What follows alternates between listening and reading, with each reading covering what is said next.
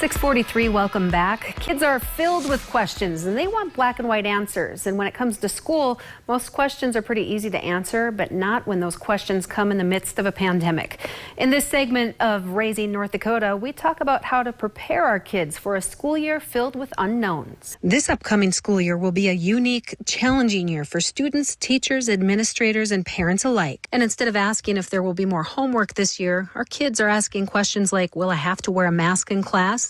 Will they send us home like they did last year? And can I hug my friends and teachers? These are all scenarios we have to prepare our kids for.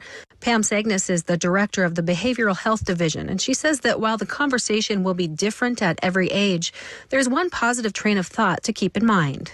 I think some of it is having there be what they can do versus what they can't. Especially when we're talking about children the age that you're kind of discussing. It's easy to say, don't do this, don't do that. But if we don't create like patterns and behaviors that are a replacement for that, it's really difficult to figure out what that is. Some of those replacement behaviors might include a fun wave or elbow bump instead of a hug or handshake. And it also helps to put a positive spin on situations such as lunch. Eating lunch in the classroom is really like having a picnic with your friends every day. Segnis also suggests a rehearsal of sorts, just a couple of weeks before the start of school. So I actually think walking through scenarios and saying, okay, so this is the first way that I think it's going to go. I'm going to drop you off. You're going to put your mask on. And when you go to your classroom, there's going to be other people that have masks on. And maybe some won't.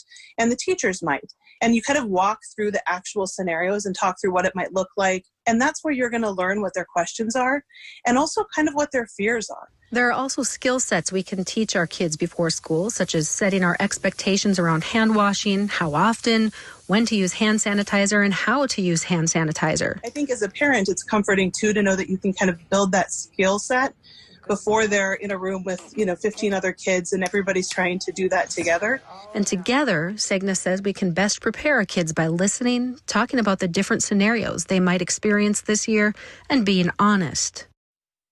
Now, this really just touches the surface when it comes to preparing your child to go back to school in the midst of a pandemic. But there is an incredible resource with tips to help parents and caregivers to do just that. Yeah. And we have a link for that resource on our website at kxnet.com. Just click on this story and you'll find all of that information there. So, well, I love, just the tip about kind of reframing it. Like you're having a picnic. Try to find the positive spin on things whenever you can. That's for great. Sure. All right.